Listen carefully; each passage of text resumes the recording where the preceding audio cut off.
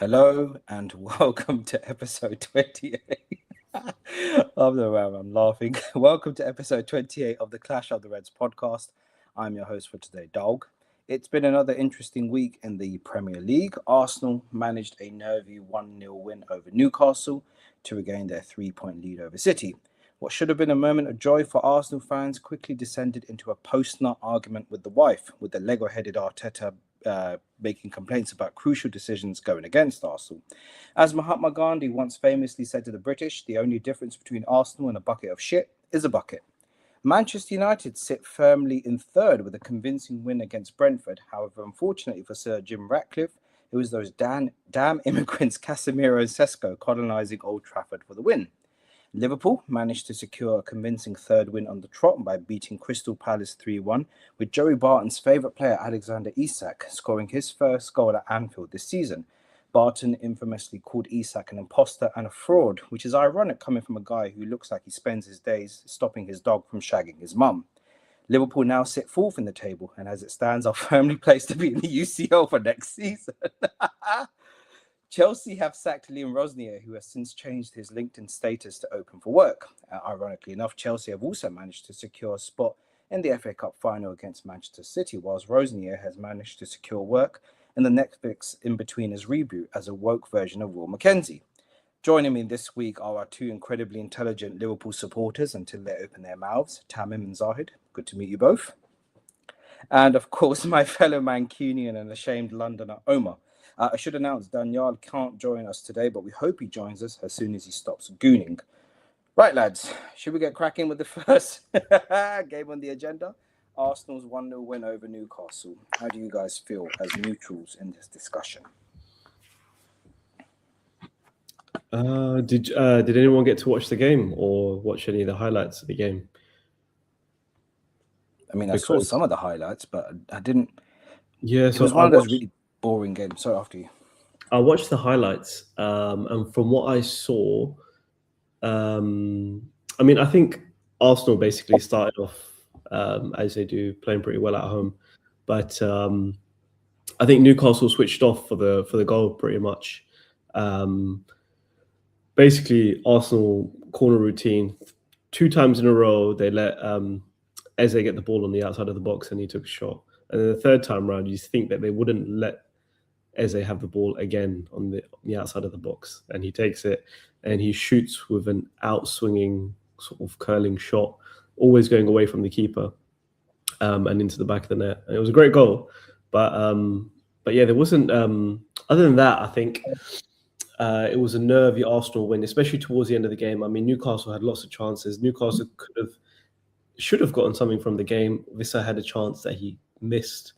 Multiple chances that were missed from Newcastle, sorry. And then also there's that clip that keeps going viral about Gyökeres, where he sort of, apparently Arteta is telling him, and everyone on the bench is telling him to take it in, basically run it into the corner flag. And instead he tries to square it and loses the ball, and everyone's just got their heads in their hands on the bench. And yeah, I mean, it's just, I don't know. I guess City got the 1-0 win against Burnley, but this Arsenal win definitely seemed more nervy than sort of City's win. But obviously, Arsenal go 3 points clear again at the top of the game in hand. But yeah, I mean, it was just another, I don't know, I guess it is a dreary Arsenal performance. You could say that they won ugly, but some things got to give. I think someone's going to catch up with them if they continue playing like this. I saw Arsenal fans on BBC Sport losing their shit. They were like, "Oh no, if we don't score enough goals, City will beat us on goal difference." And it's like, it's quite fun seeing them capitulate as well. Tamim, Omar, what do you think about the result? Yeah, look, it seemed pretty typical Arsenal, typical of over the last sort of few weeks, where they've just sort of got over the line with any of the wins they've had. I didn't really watch the first half, but the second half it looked like it was pretty much mainly Newcastle. Like they won that midfield battle, and Newcastle do have a solid midfield. We've struggled against them a few times, even City have as well. So it looked like Rice and Zubimendi were getting outclassed in that midfield. And yeah, as you were saying, Wissa could have scored a goal. Yeah, it was pretty hanging by a thread really, that victory. And it seems like there's no like real improvement in their sort of play. But fair play, you get games like that, especially towards the end of the season. Will Arsenal improve on their performances? I don't know, but they had a match winner in Eze to get them their win. So fair play, they got the 3 points. But yeah, it's going to be a tough one for them till the end of the season. Omar, your thoughts? Yeah, I mean, ultimately, the main thing is that they get that. For them, it's just getting over the line. As I say, do you win well? Do you win pretty? As long as they win, that's the main thing from them. But they do seem like they're making it harder for them than it needs for themselves than it needs to be. And then when they're putting in performances like that, it does seem like things are inching towards City winning the league rather than Arsenal. So even though they're winning, the confidence is, I would say, easing towards City over Arsenal there. If you guys can listen really close, you can hear Danyaal rage bait. You said about Arsenal. I'm looking at Arsenal's 6 next fixtures. So they've obviously got Atletico Madrid on Wednesday, first leg of the semi-final, which is obviously going to be a tough game.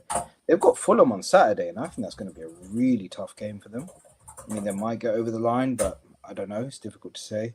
Then they've got the second leg against Atletico again. They've got West Ham, who look pretty good. I know they're fighting for survival, and I suspect they'll stay up, but they might give Arsenal a tricky game. Then they've got Burnley and Palace. So I don't know. I think Arsenal, they have a habit of sort of self-capitulating, and I'm wondering if they're letting the pressure get to them. Strange one. I did expect it to be I knew it was going to be a close game, but I had kind of hoped or thought Newcastle might push for the draw at least.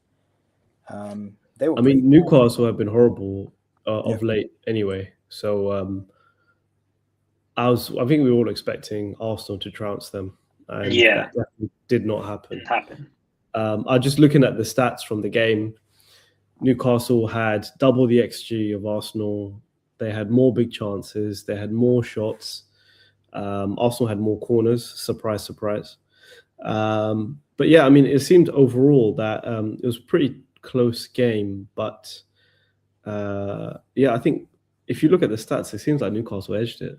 But I think one of the surprising things that came from that game was that I actually saw Martin Odegaard take a shot and not square it or pass it sideways, which was quite incredible. Maybe that's what Arteta meant by taking the shackles off and bringing the fire and all that nonsense. But yeah, it was funny to see. And I guess they've got Saka back as well. Saka sort of came on at some point in the second half, but also Havertz went off injured. And I think Madueke? Havertz went off injured, and it might be, and there was someone else that went off injured as well. I think it was Madueke, but I'm not entirely sure.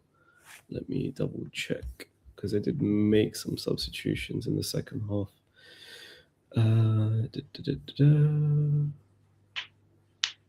Yeah, I think it was Madueke. But yeah, I thought it was Arsenal could have easily lost that game, or at least with a draw.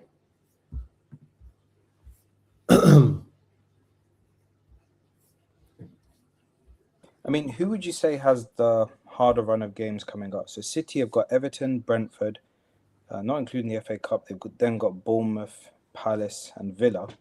Khalid, thank you for your comment.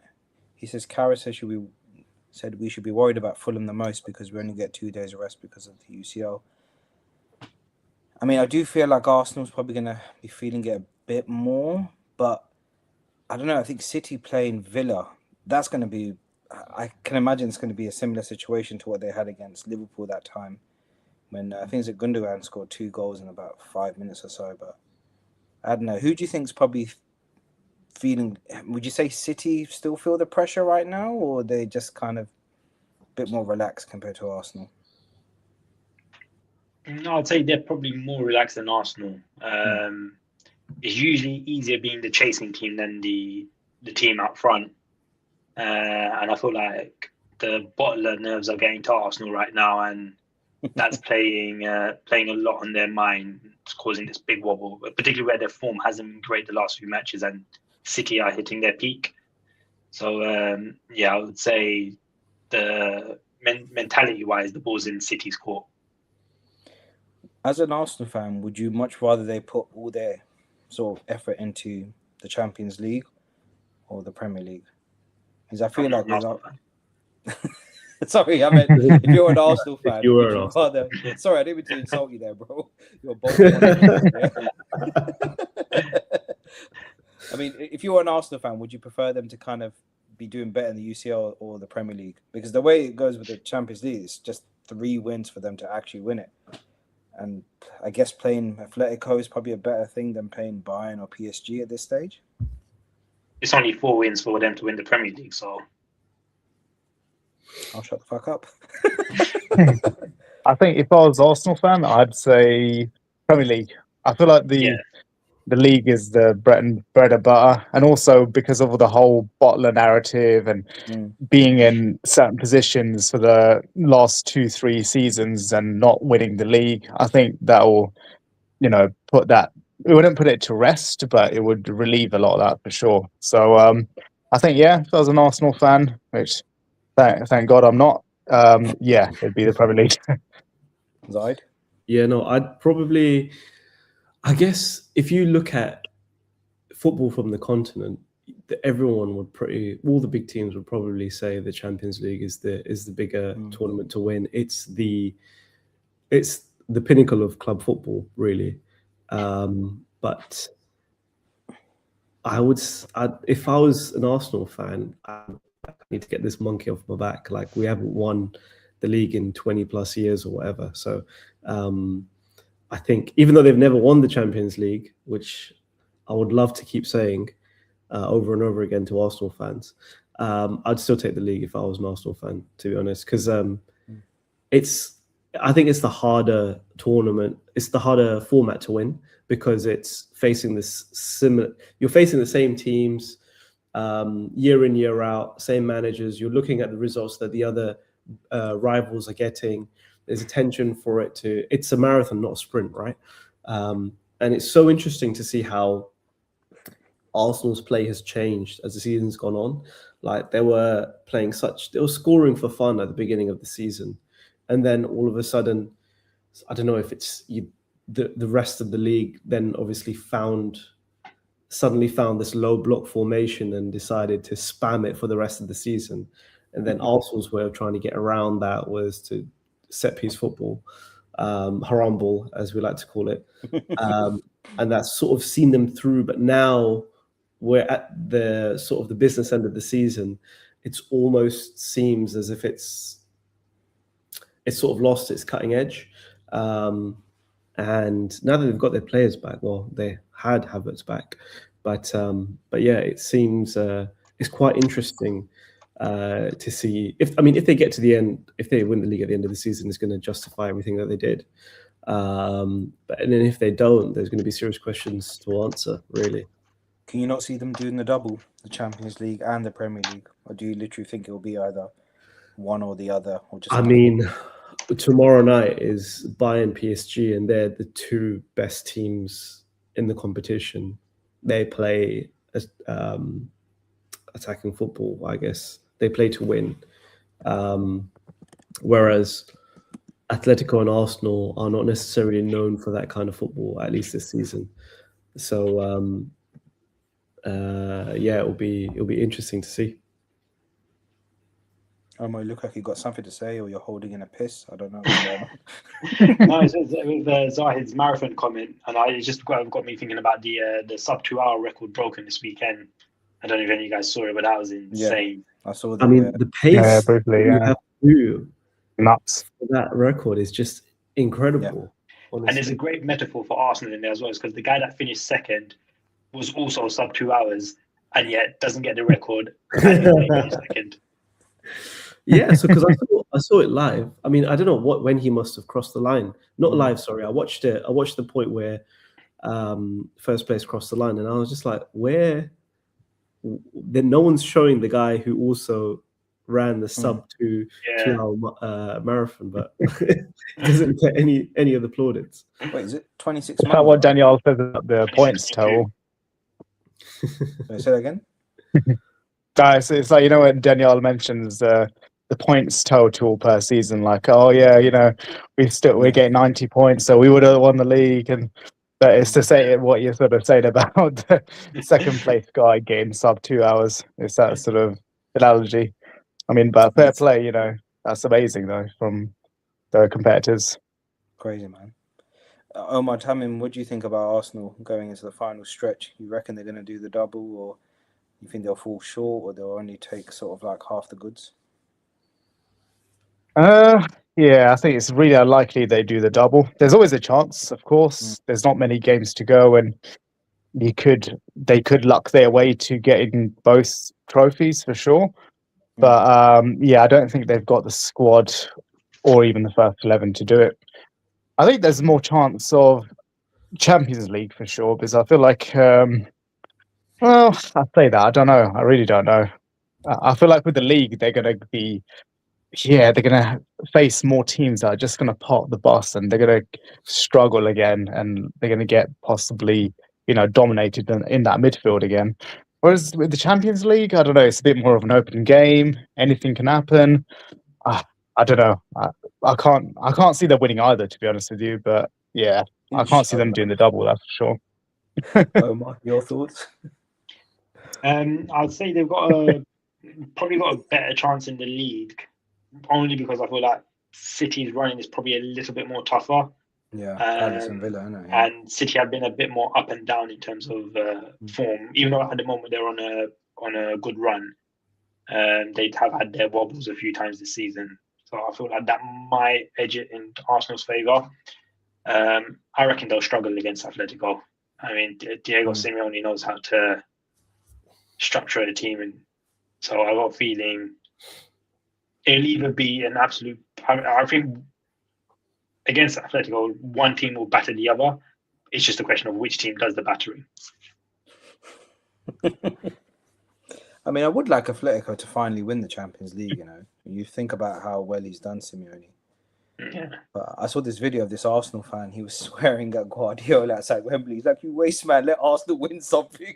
And I was like, "Man, you guys were talking about the quadruple a couple of weeks ago, then the treble, then the double. Now you're just in trouble, innit? But that's all you're getting now, innit? What's wrong with you, man?" If Danyaal was here right now, he'd be calling that guy a plant. Yeah, he'd be like, hey, he's a tosser, innit? And then his internet would stop working, innit? And it would just be like, oh gosh. But yeah, sorry, to go back to the double, I don't see it happening. I mean, no, I don't see. I mean, even now, I don't see Arsenal. I can't foresee Arsenal winning the title, the Premier League either. I can't foresee them winning the Premier League. I can't foresee them winning the Champions League. I mean, if they can stifle whoever they play in the final to get to win the Champions League, you know, maybe. But I don't see them. They've lost that creativity that they used to have. And they're just so nervy now. I mean, if I was a neutral, I would feel sorry for them, but I just Arsenal, love to see it, you know. There's that championship mentality that teams have had. Like Guardiola just knows how to do it, and he knows how to click a team together.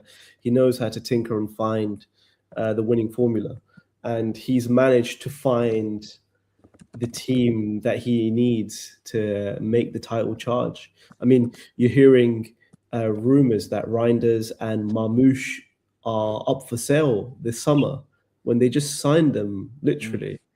So he's absolutely cutthroat with the players that he plays. I mean, Marmoush only signed in the summer, and he looked like he was going to be playing just behind Haaland. He did play well at the beginning of the season, then he got injured and he got dropped. I mean, Phil Foden can't get a look in the team. He played in the FA Cup game.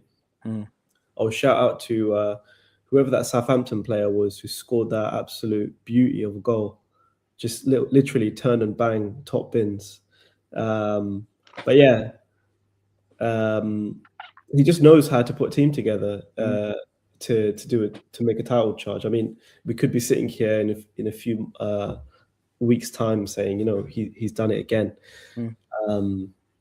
But yeah, I do feel that I think he's got 2 years left on his contract, or he's got 1 year left after this year, or something like that. But I mean, if he was to win it this year, I would just that's the best time to bow out if he wants to leave City. But yeah, I mean, we've gone from talking about a potential Arsenal quadruple to talking about a City domestic treble, which is insane. Insane. But I mean, look, Arsenal could still do a double, you know. Who knows? Where does this leave Arteta? Let's just say he doesn't win either the league or the Champions League. Do you think it'll be curtains for him? No? Omar shaking his head like a Sufi. I don't think so, no. I think they'll still keep him for another year because he's got this. He's got a good connection with this squad of players. He generally gets a tune out of them. They like him. He likes them. I'd say overall the moderate fans are probably generally happy with him. You get the fringes, the AFTV lot that will have their tantrums or whatnot, but overall, I don't see them getting rid of him if they don't win anything this season. Tamim? I agree. Yeah, I don't think they'll get rid of him. They'll, as Omar said, you know, he's built up a decent project. Yeah, he's not, you know, he wouldn't have any titles at the end of it if we're, you know, assuming that. But yeah, you know, he's done pretty well to get them where they are from what they used to be.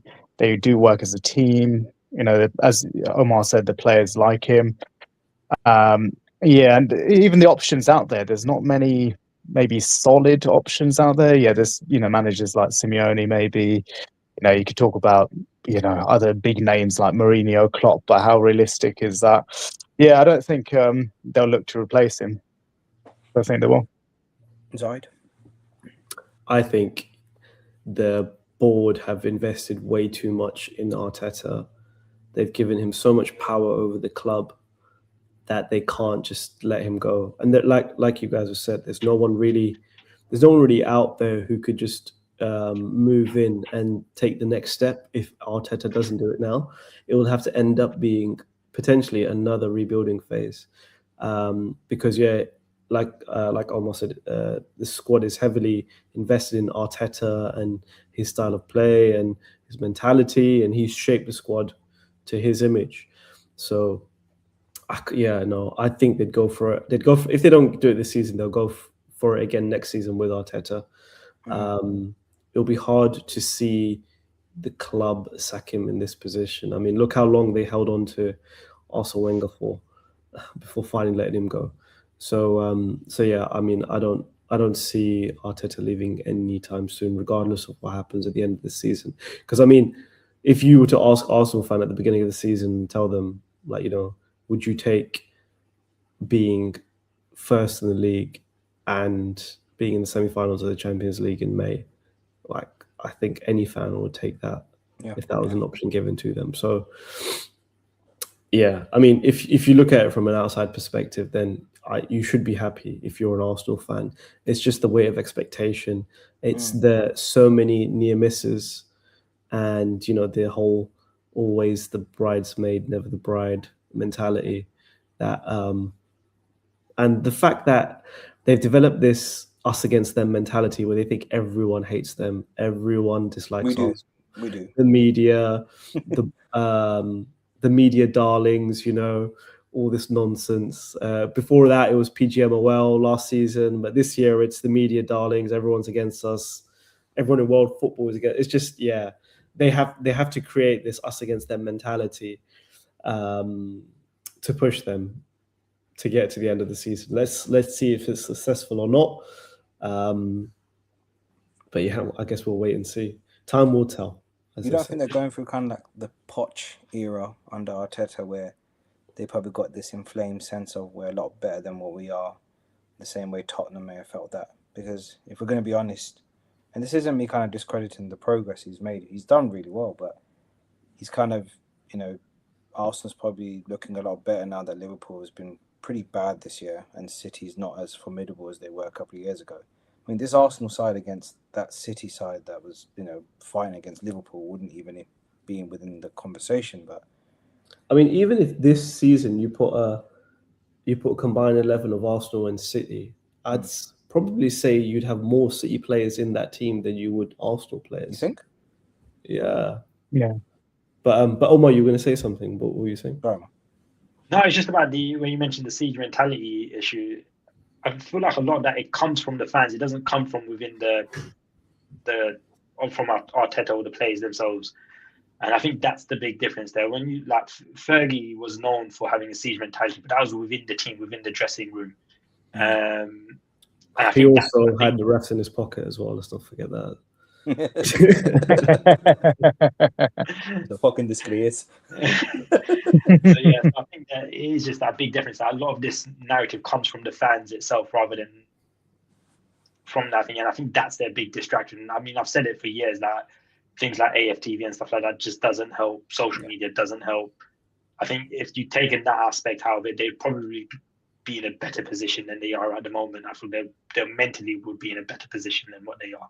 But that just shows how fickle they are as a club, right? Because, United's been pretty much meme central for the last 13 odd years. United's gone down the dumps. Whereas I think with Arsenal, there's almost like this sense of self-entitlement that, oh yeah, because we won the league over 20 odd years ago, we should still be kind of sitting at the table. I just don't think they've adapted. I mean, even when Danyaal here, I'm backed by him, tries to say that, oh yeah, he's taken us from where we were to now competing. It's like, well, if you guys are a big club, competing should have always been the first thing on the agenda. It shouldn't be a case of, oh yeah, you've gone from 4th to 2nd, as if that's like massive progress.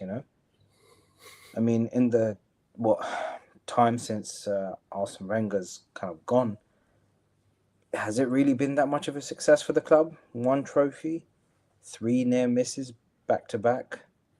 I mean, yeah, we can get excited and say, okay, well done, you're competing, but it doesn't really mean much. I mean, at least with Klopp, after the Europa League, I was worried that he was kind of not going to win anything, and then he managed to actually do the Premier League and the Champions League, and I thought, what, fair enough.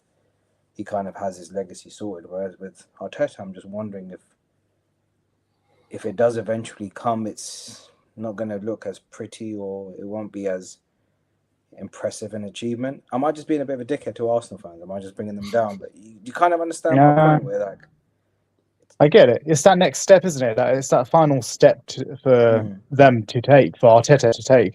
Because, like, if he left now, I think Arsenal fans would look back on him, like, with a bit of, I don't know, 50-50 sort of, yeah, he did a good job and he, rallied the team together, got the fans together for, some of the years anyway.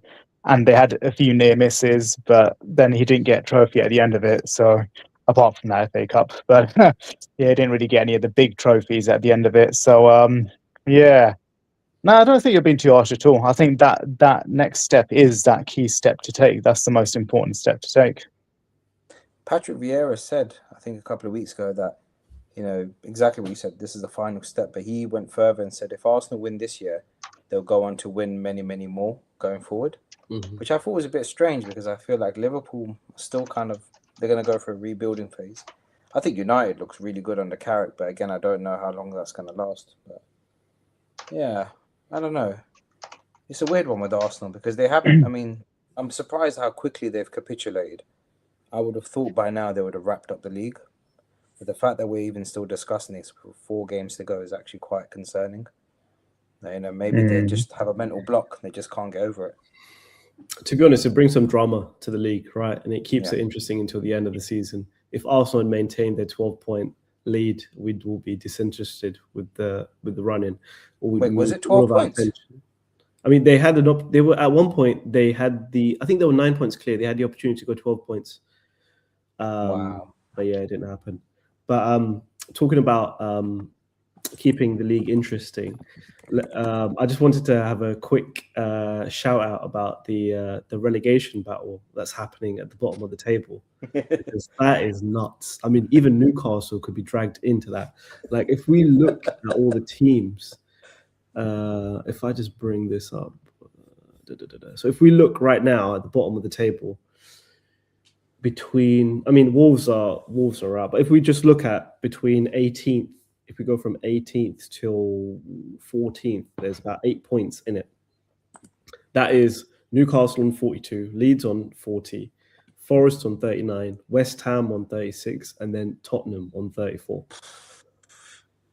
So, even even then, just in between, let's say, if we just stick to Forest, West Ham, and Tottenham, there are 5 points between them. Yeah. And they all got difficult run-ins. I mean, Forest looked like they were down and out. I mean, West Ham looked like they're down and out as well. But both of them have managed to put a run together. I mean, Forest won 5-0. Morgan Gibbs White is literally dragging them out of the relegation zone. West Ham have somehow found some form. And I mean, looking at it, it could be Tottenham that go down. I mean, they did win. They beat Wolves. Was it 1-0? I think it was the result. Yeah. So they did. I mean, but all three of them won. Forest won, West Ham won, and Tottenham won. Bro, they got Villa next. That's going to be a horrible game for them. Third of, Villa have been in poor form as well. And at this point, I feel like the team quality, top and bottom, there's not much in it. All the teams nowadays in the Premier League, they're all so good. Even the relegation battle teams, it's so tight. And I feel like that 40-point mark, that probably won't even be enough. Whereas back in the day, that was the safe mark, for surviving relegation. But it could be well beyond 40 at the moment. I think Leeds play both Tottenham and West Ham in their last 4 games. Forest. I mean, Forest still got Europa League to handle. So that's still to come for them. Although they got Newcastle, United, Bournemouth, and Chelsea. So, I mean, yeah, it's just going to be... I guess we'll see what happens. But how crazy that Tottenham finished just above the relegation zone last season, and now they're fighting to get their way out of it. Like, what a shit club. And Xavi Simons is injured. He's out of the World. Yeah, did he do his ACL or something? He's done for the season, isn't he? Yeah, he's done. The World Cup now as well. Crazy. Should we talk about United's game briefly, Omar?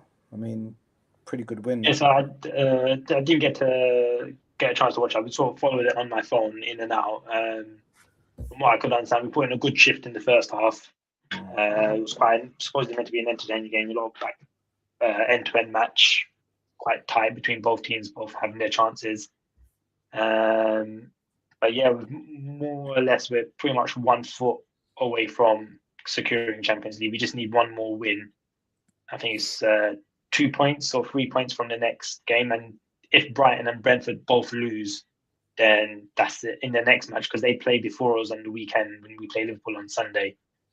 If they Brighton and Brentford both lose, then we don't have to. That's it, guaranteed Champions League. We can lose the last 4 matches and it's still fine. But more or less there now. So yeah, Carrick's done wonders for the team. I think he's just got them in a better headspace. Yeah, just tactically more sound, more simpler. Nothing. Apparently was it? I think in this match at one point he went to a back 5. And we still look quite good. But I think, again, that's just that mentality thing. I think he's just helped with a lot of the players. It does make me wonder, though, like the way they're playing. Had Carrick been here at like almost before December, I mean, United could have actually competed for the title, which sounds absolutely ridiculous, but that's just how they've been playing, I never thought I would have said that, I wouldn't go that far in that. Even though we've won a lot of the matches under Carrick, a lot of them they've been tight matches. They've not been the most convincing. We've only had some have been great wins, like the games against City and Arsenal, the first 2 matches, but then others haven't been as great and could have very easily gone either way. This match against Brentford could have easily gone the other way. They had a good few chances that they didn't finish. Yeah.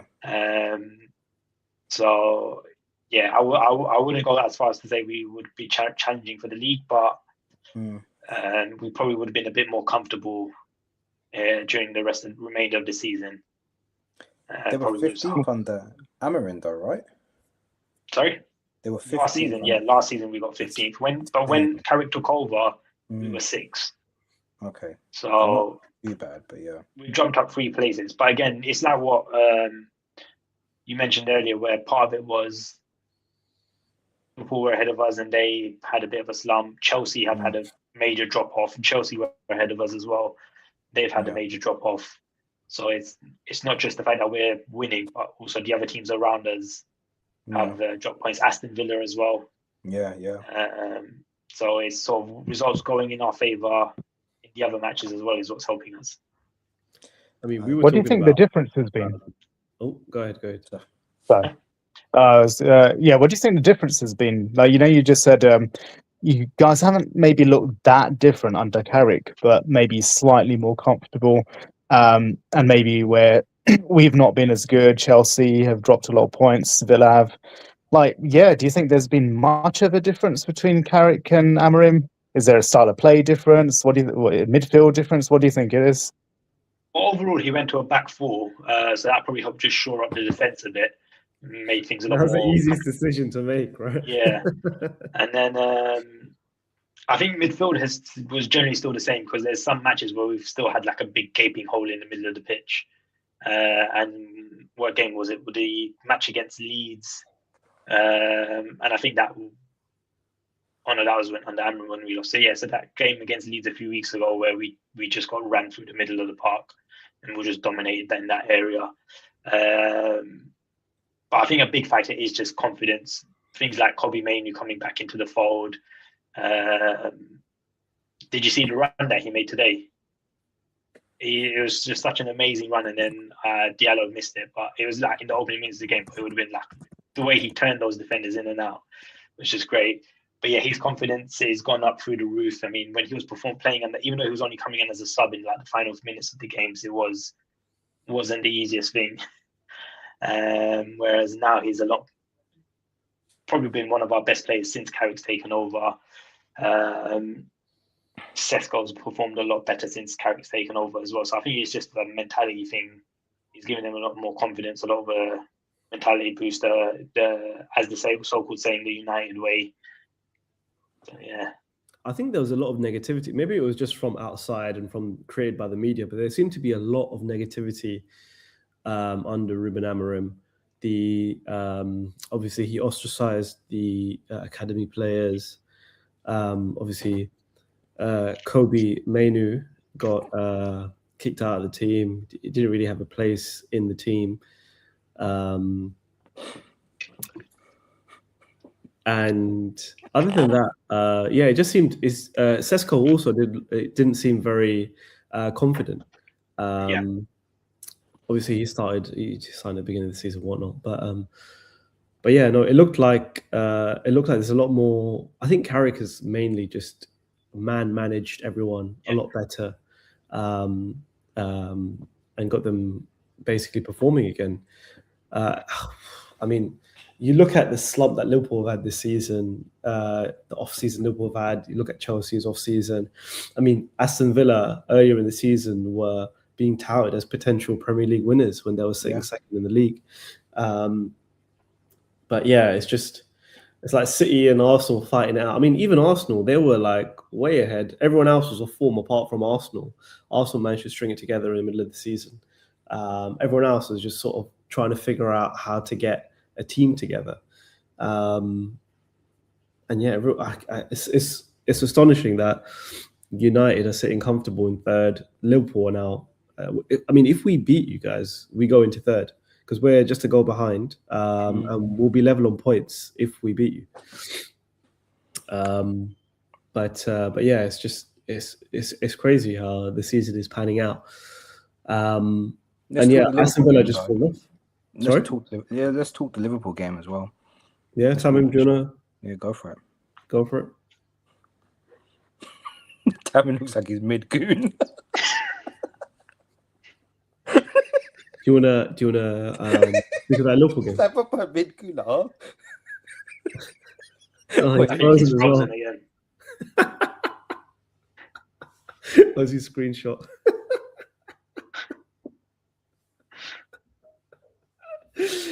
Tamim looks like he's been caught with the disabled toilet, bro. I don't even know if I'm back here or. Oh yeah, you're back here. You're still frozen, but we can hear you. Tamim fucking hell.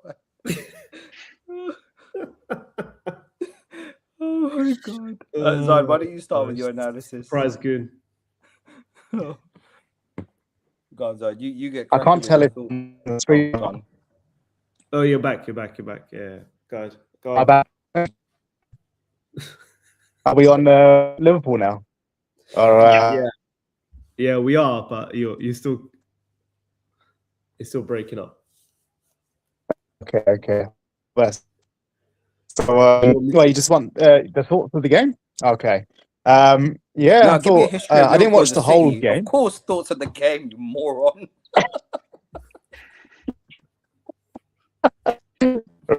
Cracking up. Not like that. But yeah, I watched. I didn't get to watch the whole game. I saw the goal, and I don't know how well this is going. Am I cracking up, or is it still going? Bro, you sound like you're in a dark No, place. I can hear you went dog. Get Do you want to try reconnecting, Tamim? Because you're incoherent. Is it- Okay. That's Anyway, I mean, I can talk about my thoughts on the game while Please we do. wait, That'd be nice. Yeah. while we wait to get Tamim back. So I guess, where do I start? I mean, we all expected. I mean, even Oliver Glasner came out saying, "Oh, we hope to make it four wins out of 4 against Liverpool." And I was like, if there was anything to G up the Liverpool players to get them ready for this game, like it was a comment like that. And I mean, I can't remember the stat, but Ismail Assar has scored very regularly against Liverpool, and it's almost like Liverpool are the team he loves to play against. So going into it, I wasn't overly confident because obviously Palace have been our like bogey team in recent times. And then when I saw the starting lineup, I saw Isak playing up front, and I think McAllister was starting ahead of Gravenberch. And I mean, we for large parts of the game, I thought we played well. We still looked vulnerable at the back. Our keeper, had an outstanding game, even though he got injured during a controversial moment. But I mean, I guess I don't know if you guys saw it. But did either of you two see the highlights of that game? So I did. Yeah, I saw the highlights. Yeah. So Woodman, I think he jars his knee, making a save. And as the ball goes back out to Munoz, the keeper's on the floor with his hand in the air, like literally as it rebounds off of him. And he's calling for the ref to basically stop the game because he's injured. Munoz just sort of puts his head down, chips the ball over the key or back into the back of the net. Basically, it was a good goal, but there was a debate whether Palace should have stopped the game because of the keeper injury. And I feel like it's interesting because if any other player on the pitch gets injured, you can kind of carry on the game, and as long as it's not a head injury, you can carry on the game, and it's usually okay. But if the keeper gets injured, then it's a bit more like what we meant to do. Because if the keeper's injured, then it's just like an open goal. Like how do you manage that? But I still feel that it happened so quickly that the ref couldn't stop the game. It wasn't a head injury. So, I mean, Slot came out afterwards and said, like, I don't begrudge him for carrying on and scoring the goal. But that made it 2-1, basically. And then from that point, oh, here we go. Tamim's back. hopefully for good. Do you want to give your thoughts on the game? I was just talking about the Woodman issue, but I didn't talk about the goals. You can talk about the goals if you want. Yeah, sure. I didn't watch the whole game, but yeah, I thought the goals were good. It was nice to see Isak on the score sheet. Hopefully he stays fit. I think that's the biggest thing for him, isn't it? Like not getting Kalpesh internet strikes again. But yeah, hopefully, that's the thing with his injury record and how his first season has gone down. It's we'll just be happy to have him for a run of games, really. So let's see how it goes till the end of the season and the start of next season. Robert's goal was nice. Yeah, that was like you said, off the back of striker's finish. Yeah, Like, yeah, if you see the amount of chances he has had throughout his Liverpool career to do that, to then do it Yeah. finally at the to end. finally do that. Normally he skies it over, or it goes wide, or goes right into the Yeah, keeper. He finally manages to finish a chance. exactly. It's like he used to just hit and hope, didn't he? Just Yeah. smash it hard, and but yeah, like you said, that was quite a nice composed finish. Like, where has that been all his career? So that was nice. That was very nice. And obviously Verts' finish as well, that, with his shaky start to his Liverpool career, that would hopefully do him some good for his confidence. The same sort of issues were there, right? Defensively, we're quite frail. We gave Palace a lot of chances. If it weren't for Woodburn, they could have easily won the game. So, yeah, same issues still apparent. That's not really going to be fixed at this point in time. That's just something that hopefully we address over the summer. And with what Slot can do, hopefully at the start next season. Yeah, no, it's just nice, and it was sad to see with Salah as well, because I think he's missing the whole season. That's what, I don't know if it's rumors or if it's confirmed, but yeah, Salah's not the way you want it to go. Yeah, I don't think it's anything's confirmed yet, but Slot was saying that if Liverpool, if he'd scored a hat-trick or whatever and subbed him off, he would still been pissed off because he would have wanted to score another goal. So he's the kind of player that never wants to come off the pitch. So for him to decide that he's injured enough that he can't continue, and then applauding the fans as he's coming off the pitch, it seems to be that he thinks that his time is done at Liverpool. But I don't know, that could be him just saying that he's protecting himself for whoever he signs for in the summer. But yeah, I mean, hopefully he can see out the season. It'll be great to see him finish the season. I mean, I was listening to some things and it was just like, never would I have thought that he would have become the player and the sort of hallmark of this Liverpool era that he has become, I mean, when we signed him from Fiorentina, I think it was, right? Oh no, we signed him from Roma. Sorry, Roma, I think. Yeah, Roma. Yeah. I was just like, I don't know. Like, we'll see what happens. And like, the player he turned out to be is just incredible, man. What he's done, done for Liverpool in his time, and what he's done to the Premier League and the records that he set. Definitely an all-time Premier League great, for sure. Yeah. But but yeah, I mean, I was actually watching that Thiago goal that he scores where the ball doesn't hit the ground and it just like glides along. And then I saw Verts' goal and I was like, it kind of reminded me of that a little bit. Not entirely at all, but it was the same sort of technique. The angle and technique, wasn't it? Yeah. But it was nice. I mean, there was a point where after Munoz scored, it could have been 2-2, but I think Strand Larsen missed. I think he missed a really good opportunity and it ended up getting called offside or something like that. But yeah, I mean, that game could have finished 2-2. Yeah, easily. Yeah. I think that one, it hit the post, didn't it? I think Strand Larsen was through one-on-one with the goalie. And yeah, he got it past the goalie and it hit the inside of the post. It looked like it was going to go in the other side, but thankfully he managed to not. And yeah, like you said, I think there might have been an offside in it as well. But yeah, they had their chances. Ladies, should we move on to Chelsea and their magic roundabout of managers? So Liam Rosnier, if am I saying that correctly, Omar? Will from the In-Betweeners, LinkedIn Liam. Rosnier. Oh, Sadiq Posh. The guy's from Blackheath. Nobody's posh from Blackheath. Well, he's been sacked. And then Chelsea decides to go and win the semi-final up and face City. I think it'll be the second time they're playing City in the final. The last time was the Champions League. What's going on with Chelsea? Is this what happens when you let the Americans take control of our beloved British institutions, like Cadbury's and all that? Yeah, they're the problem, for sure. The owners are a big problem.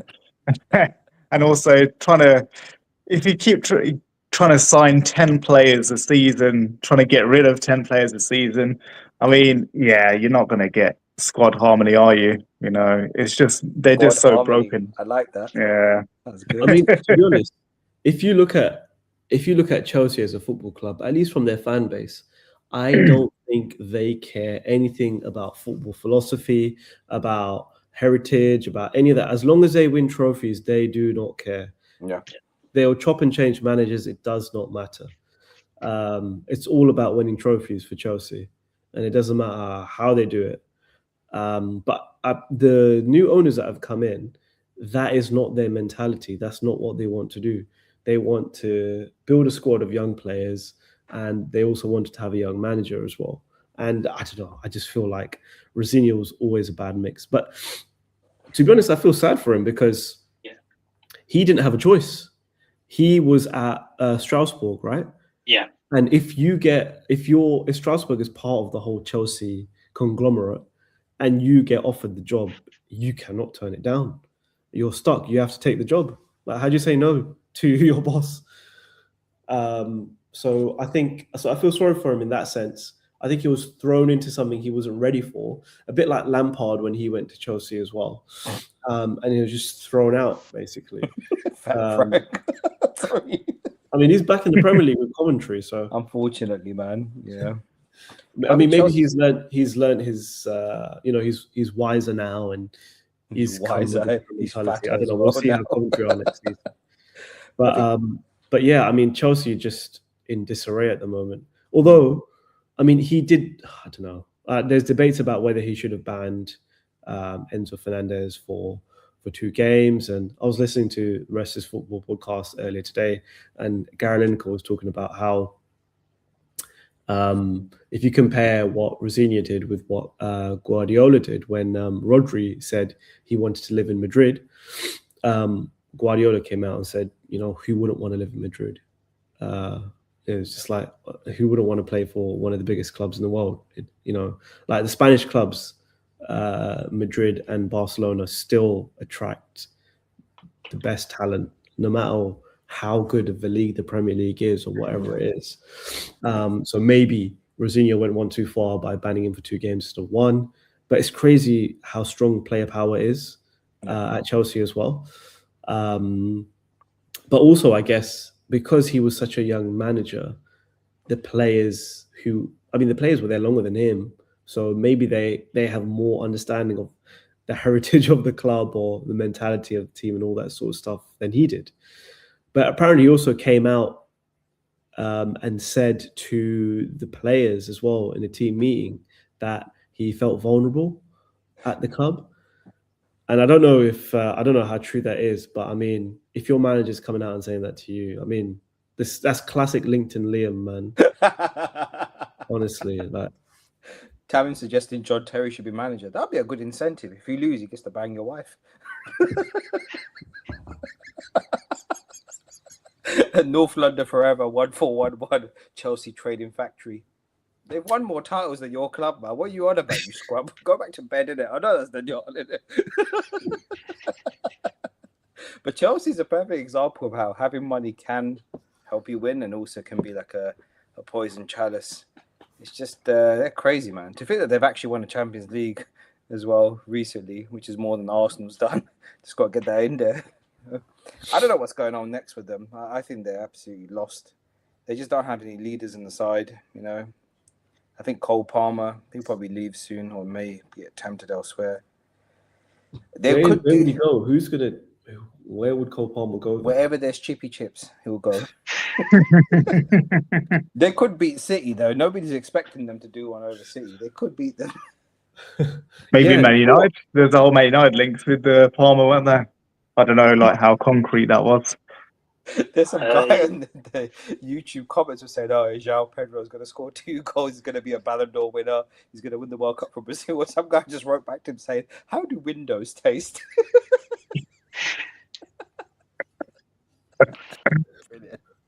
But man. I think Chelsea are the kind of club that can beat City. Like, I mean, in previous meetings, that's always been like kind of a toss-up game. You don't know what's necessarily going to happen, right? But yeah, I mean, Chelsea got a decent list of players. Like, I mean, some of the players they have, I don't really rate, but maybe their squad is just young, and yeah, like you said, there's no leadership in the team. I mean, Enzo Fernandez is that leader, but how do you manage? I mean, Reece James is a captain, but he can't stay fit. No. So I don't know. I think they miss Chelsea, someone like Chelsea are an Rudiger. interesting one. Yeah, strange team. Anything else to discuss, ladies? Should we do predictions for tomorrow and Wednesday's games, Champions League? Yeah. Bayern PSG. What's your score, Zahid? Who's playing at home? Good question. I don't know, actually. Let's find out. Oh, PSG are playing at home tomorrow.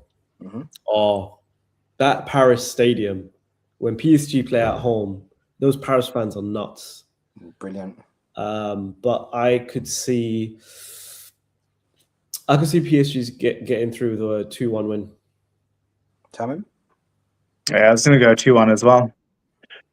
Omar?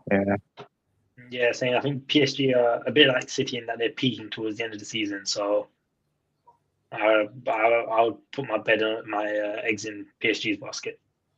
2-1. Yeah, I think the same. I think PSG will win 4-2 or 3-2. They'll just come out all guns blazing. Yeah. And Wednesday, sorry, go on. From what I understand about the way Bayern play is that even though they play attacking football, they give you opportunities to score against them. So maybe it'll be a high-scoring game, like you suspect it might be. It could end up being 4-2. Who knows? But it's funny though, because we're all expecting tomorrow to be the game that saves football, right? And Wednesday is the game that kills football. But it could equally be the opposite way around. You just don't know. It could end up being the fire that Arteta wants. But that Madrid Bayern game was beautiful, just back to back. I think I suspect it'll probably be like that either tomorrow or in Germany. That'll be good. And the big one on Wednesday, Arsenal Atletico. Omar, you first. It's like I said, I think earlier, I think one team will batter the other. I just don't know which team is going to do the battering. Basing on the fact that Atletico's at home, I reckon Atletico will take the win. But yeah, as I said, it could be the death of football this match. Yeah, I'm going to go, 2-0 to Atletico. They'll have 20% possession. Arsenal 80. XG will be very low for both teams. It will be a dire watch. But yeah, 2-0 to Atletico. Zahid? So the thing that I want least to come out of Wednesday is Arsenal fans talking about how they're going to win the Champions League after that game. I can't deal with that nonsense. I think it will be a 0-0 draw. I reckon the same. I think it's going to be a boring draw, like 1-1, and then I think it's like Atletico, right? Yeah. I feel like so high chance that Arsenal will take it back to the Emirates for the second leg and win it there, unfortunately. Yeah. I think they'll win 1-0 at the Emirates or something, I mean, look what Atletico did to Barcelona, So it's they can score when they need to. Yeah. So. I mean, now's their time to win the Champions League. I think they're like Arsenal. They've always had that trauma, isn't it? Going up against a Madrid side that's always done better than them. And if not now, then when, right, for their team? I mean, now good players too. Alvarez, Lookman, solid players. Yeah. But Lookman. Ademola Lookman, man. Like that Panenka, he's become a different man since League semi-final. What rise this guy has had. Incredible. Yeah, insane. He was at Everton, right? Before he went to Fulham, bro. Was it Fulham, no? I think both. Yeah, I still remember that Panenka he did against before West he Ham. went to Inter. Yeah. That failed Panenka in the last minute of the game to win it. It was like last minute as well. North London Forever says Lookman is out. Bruv, go to sleep, man. Oh, really? Is he out injured or is he? Was he out? Yeah, it's just gone to leave the ball. More like, I bet he's responsible for breaking his legs. That's why he's not here today. He flew all the way to Madrid to go and I'll be like, hey, look, man, let's have a chat in it. Doesn't seem to be cool. Oh no, another comment. Oh no. As is Soloth. Why does that sound like a character from Dune? Omar likes that reference. He's like, oh, I got that.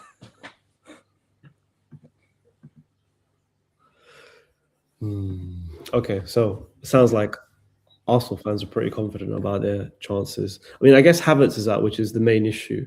And I guess I don't know if he'll be ready for the Wednesday game. I guess we'll have to see. Yeah. But yeah, I mean, that's where we're looking at. What about the Premier League games? Should we do predictions for that as well? Yeah. It's okay. I don't need to worry about work tomorrow. Joking. Let's do that, bro. Let's look at the fixtures.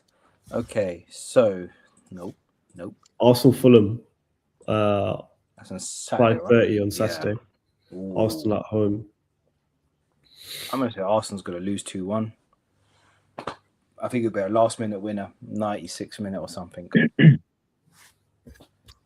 See, I thought we would lose to Fulham, or at least draw against them, and we beat them. So if we can beat them, then I see Arsenal beating them as well. I think, even though that's supposed to be, like commenters have said, it was supposed to be the hardest game of the run-in, I think I see Arsenal winning that game, maybe 2-1 or 2-0. Tamim? I'm going to go 1-1. Yeah. Maybe more hoping, but yeah, I'll go 1-1. Omar? I'll go 2-0 Arsenal. And Sunday we've got Liverpool v United. That'll be a good game. I reckon that'll be like a 2-2 draw. I was going to say 2-2. Who's home? United. Yeah. Oh man, Salah doesn't get to play at Old Trafford. I was gonna say final that. season. Oh man, we've been robbed of a hat trick at Old Trafford. Exactly. Honestly, I think it'll be a 2-2 draw. Yeah, I agree. I think both teams are going to go for it because we want to push for that Champions League. But I think it's just going to end in a stalemate too, and it'll probably be more exciting than the Arsenal Atletico match. Look at this rage baiting, innit? He can't say it to our face here. He just breaks his internet. He just sits behind. I hope you both lose. Let's do a prediction for Villa Tottenham because that'll be quite an interesting game. I reckon Tottenham's going to lose that 3-0. I think Aston Villa find a way to lose games at the moment. I just don't know how they're playing so. I mean, they won their last game 4-3 against Sunderland before they lost 1-0 to Fulham. But I mean, who do Tottenham play when they don't have Xavi Simons in their team? Daniel Levy comes in. Yeah, good point. Out of Maddison and Simmons, that would be the two, wouldn't it, in that position? Yeah. So don't know. Yeah, I've got here. Also, was coming up with Danyaal, but who's that French striker they have? I know he's a striker, but Colomwani. Yeah, Mwani. Has he been playing, or is he injured, or is he just not? Man. He's been playing, has he? Yeah. Omar, your prediction for that game, even though it's not relevant to us. Just a bit of banter. I think Tottenham are going to come out fighting, so I reckon they might hit 1-0. Fair. I think De Zerbi is more tactically sound than their previous managers. I feel like he will know how to get them to win a match, or to at least not lose. Zahid, Tamim. I think Tottenham will win that 2-1 maybe. Tamim. Yeah, I'm going 2-1 as well. I feel like De Zerbi's got them playing pretty decent now and tighten them up a bit. Villa have been they've not been great at the moment. So I fancy Tottenham's chances. That'd be nice. Tottenham stays up. Arsenal bottles the league. Beautiful year for football. I think that's everything. Is there any other prescient matters you guys would like to discuss? Sorry, it looks like you're like... Everton Man City on the Monday night. Yeah. I think Arsenal Yeah. had the advantage there in having the game in having 3 points ahead of City, and then City also then having to play on the Monday, so Arsenal could go 6 points clear of them. Yeah, I read that as well. And Yeah. that is a big game, man. I mean, David Moyes, this whole Hill Dickinson, blah blah blah. I mean, we beat him at the Hills Dickinson, but yeah, I mean, going to Everton is not an easy game. So, I mean, good luck to City. We're all supporting you. Wait, we're gonna get a comment from North London Forever 141. Tosses. No, I expect City to get through that, but I think it'll be a hard-fought win. But I don't expect Everton to score. I think it'll be like 2-0 to City with 2 very tough goals. Yeah. Right. I think that's everything. Thank you for those of you who have joined today. Please do like and subscribe if you enjoy this content. If you don't enjoy, still like and subscribe it. We need the money. We really do. I need a haircut, bro. Someone said I look like a toilet brush. Yeah, that's us done for tonight. If you enjoy this content, we keep churning out every Mondays. But yeah, thank you for joining, and hasta la vista, sasri akal, salam alaikum, vanatkom, kemcho, yampre wausu, bonjour, willkommen, hoş geldiniz.